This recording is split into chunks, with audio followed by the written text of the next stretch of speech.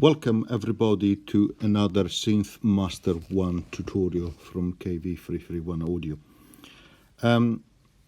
Today I would like to show you how you can use the amplitude envelope to actually modulate parameters within the synths, in this case in particular within the first oscillator. So I just launched SynthMaster 1, so we have the default preset. Okay, let's click over here and let's select init preset to initialize the preset.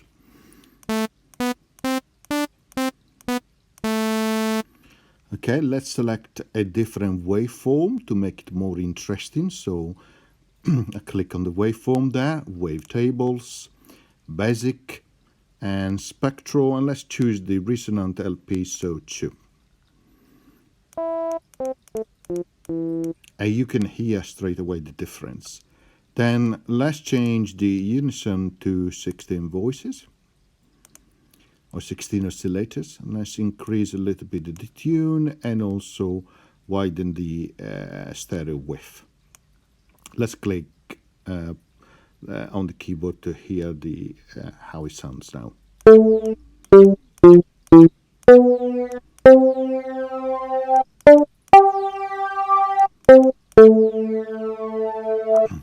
Okay, let's click on the modulation matrix now.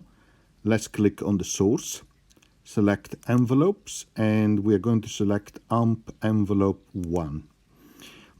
We are going to select as a target the oscillator 1 and the wave index.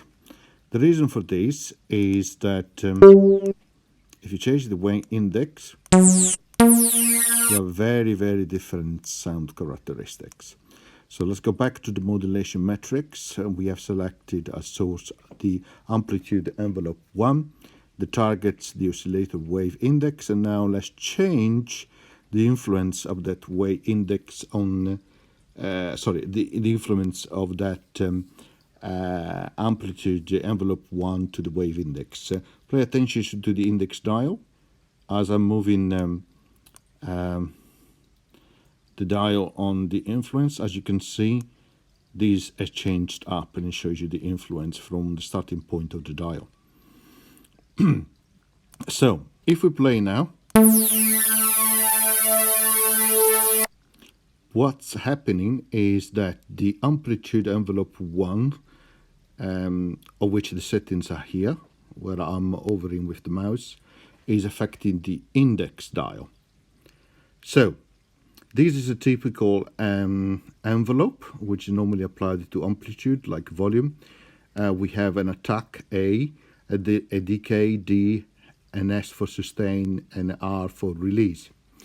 So the first one allows you to modify the time it will take for the signals for which the envelope is applied to ascend, then to decay, then the level that is going to be sustained after the decay that's happened, and then when you release or you let go, for example, the key on a keyboard, there will be a timing for that signal to actually be released down to 0.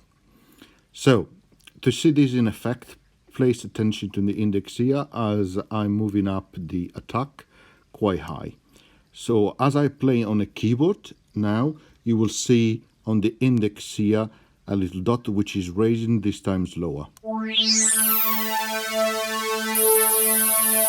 And then it moves straight away back very quickly because there is a minimal decay down to a level of sustain which is defined here. So let's lower the level of sustain, something like this, and you can see the effect on the curve here. And let's try again. As you can see, the sustain is moved roughly in this region. Now what I would like to do is changing the decay so that when the attack has concluded, it will move slower to the sustain level. So I go here and I apply a longer decay. Again, you can see in the center how the curve changes. Let's try.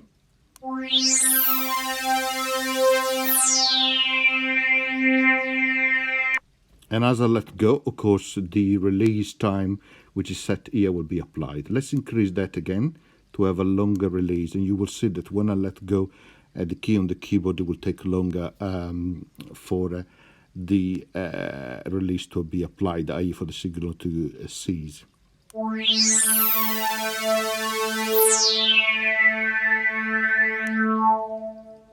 Of course, if I release earlier, that release will be applied from when I release the key. So again, go.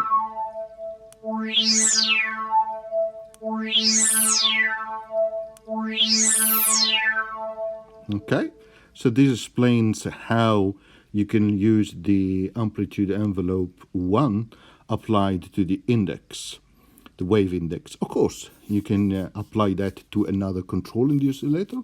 For example, let's try the detune. So let's go to modulation metrics, and here as a second target, let's click on it, select the oscillator number 1, and then select, for example, in this case, detune spread. Let's change the influence. Again, you can see on the detune that is changing, and then let's try.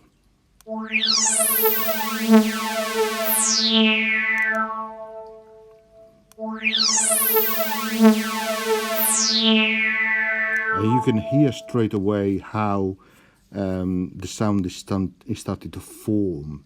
And again, for a better effect, let's apply some standard effect like reverb, and perhaps a little bit of standard chorus as well, and try again.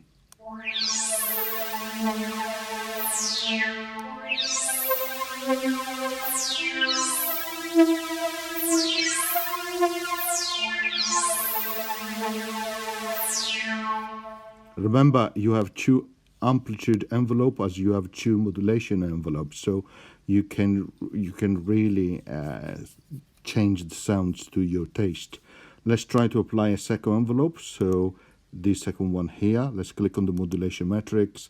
As a source, we select the envelope number 2, amplitude envelope number 2, and the target this time, let's go to oscillator number 1, and let's act on the drift amount, and let's change the influence, something like that. As you can see, it's moving up as I'm moving the influence as described before. Let's move up the attack, have a little bit more decay, less sustain, a little bit more release, and let's try again.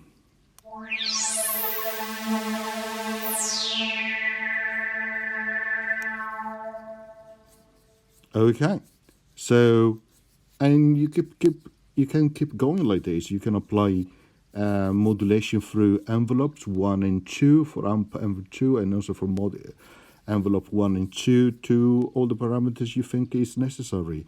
And in this way, you can achieve great sound characteristics. I hope you liked this tutorial and you found this informative, and see you next time. Bye.